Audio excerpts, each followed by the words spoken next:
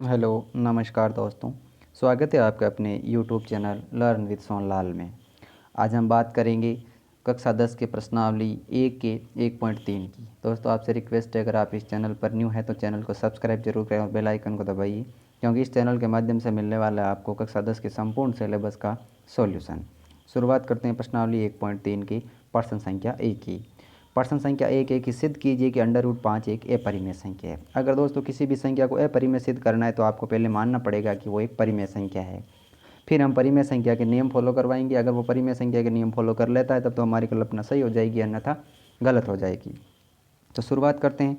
इसके विपरीत मानना है कि माना एक परिमेय संख्या है। अगर कोई परिमेय संख्या होती है तो हम उसको P/Q के रूप में लिख सकते हैं। ये भी लिखा है कि हम किसी भी परिमेय संख्या को P/Q के रूप में लिख सकते हैं। अगर हम इसको P/Q के रूप में लिख सकते हैं तो हम क्या बनेंगे, √5 बराबर P/Q लिखेंगे। अगर हम इसको P/Q के रूप में लिख सकते हैं तो वे कोवेनिष्ठ गुणनखंड के रूप में होगा, और हम इसको A/B के रूप में भी लिख सकते हैं। अब हम इसको क्या करेंगे, A/B के रूप में लिखेंगे। तो √5 बराबर √A/B हो गया। अब B को उधर भेजेंगे तो A बराबर क्या होगा, √5B हो जाएगा। अब दोनों तरफ वर्ग करेंगे तो अंडर रूट से स्क्वायर कट जाएगा और पीछे क्या बचेगा, 5। और B का स्क्वायर क्या हो जाएगा, B स्क्वायर। A का स्क्वायर हो जाएगा A स्क्वायर। अब इस 5 को इसके बट्टा में भेजेंगे तो B स्क्वायर बराबर क्या होगा, A स्क्वायर बटा 5। बट्टा का मतलब होता है विभाजन करना। तो यहाँ से पता चलता है कि 5 क्या कर रहा है, A स्क्वायर को विभाजित कर रहा है। अगर 5 A स्क्वायर को विभाजित कर रहा है तो 5 A को भी विभाजित कर रहा है। ये लाइन महत्वपूर्ण आगे काम आएगी, ध्यान रखें। अब इसको विभाजित कर रहा है तो अब कितनी बार भी विभाजित कर सकता है। माना कि वो C बार विभाजित कर रहा है तो A बराबर क्या रखना है, 5C। जो आपके समीकरण आई थी 5B स्क्वायर बराबर A स्क्वायर, इसमें आपको A की जगह क्या रखना है, 5C रखना है। जैसे ही A की जगह 5C रखेंगे तो ये तो है जैसे रहेगा 5B स्क्वायर। इस A स्क्वायर की जगह क्या रख रहे हैं, 5C। तो 5 का स्क्वायर कितना हो गया, 25, और C का स्क्वायर कितना हो गया, C स्क्वायर। अब देखो यहाँ पर क्या बच रहा है, 5B स्क्वायर है जैसे, ये हेजे से लिख दिया। इसका स्क्वायर करा, ये जैसे लिख दिया। अब ये 5 के पौड़े से 25 कट गई कितनी बार, 5 बार। तो B स्क्वायर बराबर क्या आ गया, 5C स्क्वायर। अब इस 5 को B स्क्वायर के बट्टा में भेजेंगे। अब 5 को B स्क्वायर के बट्टा में क्यों भेज रहे हैं, क्योंकि अब A स्क्वायर 5 को विभाजित कर रहा था यहाँ पर, तो हम भी ये 5 को क्या करेंगे, B स्क्वायर के बट्टा में भेजेंगे। तो जैसे ही हमने इसको 5 को B स्क्वायर के बट्टा में भेजा तो C स्क्वायर बराबर क्या आ गया, B स्क्वायर बटा 5। और B स्क्वायर बटा 5 का मतलब क्या होता है कि 5 है वो B स्क्वायर को विभाजित कर रहा है। अगर 5 B स्क्वायर को विभाजित कर रहा है तो 5 A को भी विभाजित करेगा। और पीछे हमने ये सिद्ध किया था कि 5 A को विभाजित कर रहा है, यहाँ लिख रहे हैं 5 B को विभाजित कर रहा है। तो 5 एक ऐसी संख्या हो गई जो A को भी विभाजित कर रही है और B को भी विभाजित कर रही है। तो परिमेय संख्या का रूल होता है, कोई एक ही संख्या दोनों बट्टा वाली संख्या को विभाजित नहीं करनी चाहिए, दोनों का सहअभाज्य गुणनखंड नहीं होना चाहिए। तो समीकरण 1 और 2 से हम पाते हैं कि 5A और B दोनों को विभाजित कर रहा है, जबकि परिमेय संख्या का रूल क्या कहता है कि दोनों से विभाजित नहीं होना चाहिए। और हमने इसको क्या मान लिया था, परिमेय, इसलिए हमारा तथ्य का क्या हो रहा है, विरोधाभास। इससे ये क्या हो जाएगी, अपरिमेय संख्या हो जाएगी। बात करते हैं दूसरे सवाल की। दूसरा सवाल है, सिद्ध करना है कि 3 + 2√5 एक अपरिमेय संख्या। अगर इसको अपरिमेय संख्या सिद्ध करनी है तो मानेंगे कि ये क्या है, परिमेय संख्या है। अगर वो परिमेय संख्या तो हम इसको P/Q के रूप में लिख सकते हैं। अगर हम इसको P/Q के रूप में लिख सकते हैं तो हम इसको A/B के रूप में भी लिख सकते हैं। फिर इसमें ये जो प्लस का 3 है इसको उधर भेजेंगे तो माइनस के 3 हो जाएंगे। ये 2 बट्टा में है, पहले इसको ऊपर वाले को सॉल्व कर देते हैं। A का तो A लिखना है, B का गुणा 3 से करोगे 3B हो जाएगा, B इसके पूरा के बट्टा में चला जाएगा। समझ में आ गया होगा कैसे हुआ, B का B लिख दिया, माइनस B का गुणा 3 से करोगे 3B हो जाएगा, पूरे के बट्टा में क्या चला गया, B। इधर क्या है, 2√5 का 2√5 लिख दिया। अब जो 2 बट्टा में है इसको इधर भेजेंगे तो ये 2 इसके नीचे चला जाएगा, तो √5 बराबर क्या बच गया,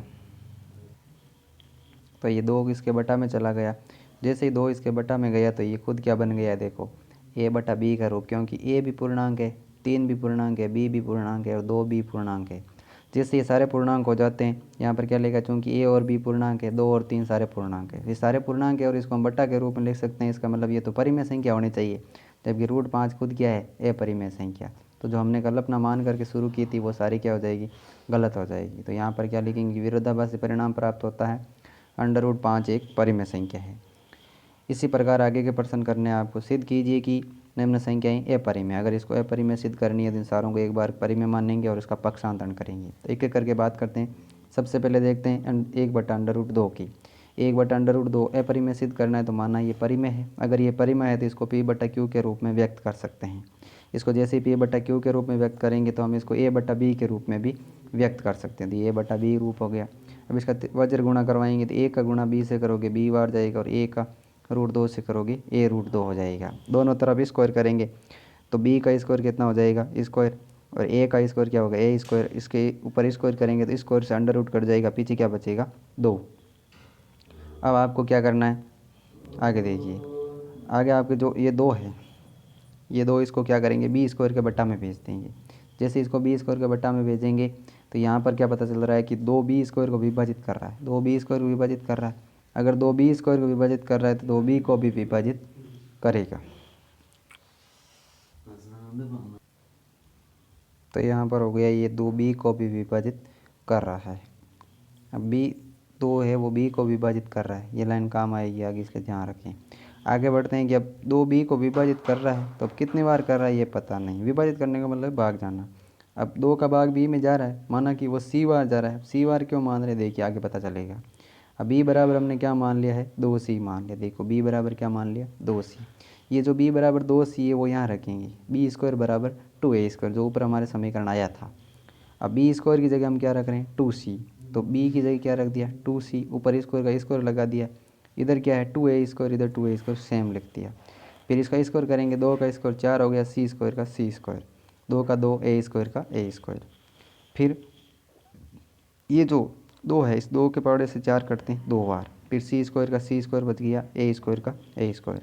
ये 2 इसके बटा में भेजेंगे तो C स्क्वायर बराबर क्या हो जाएगा A स्क्वायर बटा 2। A स्क्वायर बटा 2 से क्या पता चलता है कि 2 है वो A स्क्वायर को विभाजित कर रहा है। ये लाइन सेम लिखेंगे, 2 A स्क्वायर को विभाजित कर रहा है। अगर 2 A स्क्वायर को विभाजित कर रहा है तो वो A को भी विभाजित करेगा। हमने ऊपर ये सिद्ध किया था कि 2 B को विभाजित कर रहा है और यहाँ हम कह रहे हैं कि 2 A को विभाजित कर रहा है। तो 2 एक ऐसी संख्या बन गई जो A को भी विभाजित कर रहा है और B को भी विभाजित कर रहा है। तो ऐसा कोई भी संख्या नहीं होना चाहिए परिमेय के अंदर जो दोनों को विभाजित करे। इस प्रकार जो हमने शुरुआत में जो हमने तथ्य माना था वो क्या हो जाएगा गलत हो जाएगा। तो समीकरण 1 और 2 से हम पाते हैं कि 2A और B दोनों को विभाजित करता है, जिससे कि 2 एक उभयनिष्ठ गुणनखंड है। परिमेय संख्या का नियम है कि दोनों का उभयनिष्ठ गुणनखंड विद्यमान नहीं होना चाहिए। तो इस प्रकार हमारी जो कल्पना है वो गलत हो जाएगी और ये एक अपरिमेय संख्या है। नेक्स्ट बात करते हैं, सिद्ध कीजिए कि 7√5 एक अपरिमेय। अगर इसको अपरिमेय सिद्ध करना है तो पहले इसको क्या मानेंगे परिमेय मानेंगे। तो इसके विपरीत मान लीजिए कि यह एक क्या है परिमेय संख्या है। अगर ये परिमेय संख्या है तो हम इसको P/Q के रूप में लिख सकते हैं। अगर हम इसको P/Q के रूप में लिख सकते हैं तो हम इसको A/B के रूप में भी लिख सकते हैं। जैसे इसको हमने A/B के रूप में लिखा, फिर हमको क्या करना है ये जो B है इस B को उधर भेजना है। उधर भेज करके या फिर जो 7 है इस 7 को क्या करना है इसके नीचे भेज देना। जैसे 7 को इसके नीचे भेजोगे तो उधर क्या बचेगा √5 और जो ये 7 है वो B के पास चला जाएगा, ऊपर क्या बचेगा ये समीकरण ध्यान रख लेना, बीच वाले नहीं रखो तो कोई समस्या नहीं है। तो यहाँ से क्या पता चल रहा है A और B और 7 सारे क्या है पूर्णांक है। यहाँ पर क्या लिखेंगे A B पूर्णांक है और 7 भी पूर्णांक है। पूर्णांकों को अगर बेटा के रूप में लिख सकते हैं तो वो तो एक परिमेय संख्या हो जाती है, जबकि √5 एक खुद क्या है अपरिमेय संख्या। इस प्रकार जो हमने शुरुआत में जो कल्पना मानी थी वो गलत हो जाएगी। तो यहाँ पर क्या लिखेंगे कि एक परिमेय संख्या है, जबकि √5 तो क्या है एक अपरिमेय है, इसलिए हमारा विरोधाभासी परिणाम प्राप्त हो रहा है। और जो हमने इसको शुरुआत में क्या माना था परिमेय माना था, जबकि ये वास्तव में क्या है अपरिमेय है। अंतिम सिद्ध कीजिए कि 6 + √2 अपरिमेय है। अगर इसको अपरिमेय सिद्ध करना है तो हम इसको कहेंगे माना कि एक परिमेय संख्या है। अगर ये परिमेय संख्या है तो हम इसको P/Q के रूप में व्यक्त कर सकते हैं। जैसे हमने इसको P/Q के रूप में व्यक्त किया, हम इसको A/B के रूप में भी व्यक्त कर सकते हैं। हम इसको A/B के रूप में लिखा है, फिर ये प्लस के 6 इधर भेजे तो क्या हो गए माइनस के। फिर इसको सॉल्व किया √2 के √2, A का A लिखना है, B का 6 से गुणा करेंगे 6B हो जाएगा और पूरे के बटे में क्या चला जाएगा B।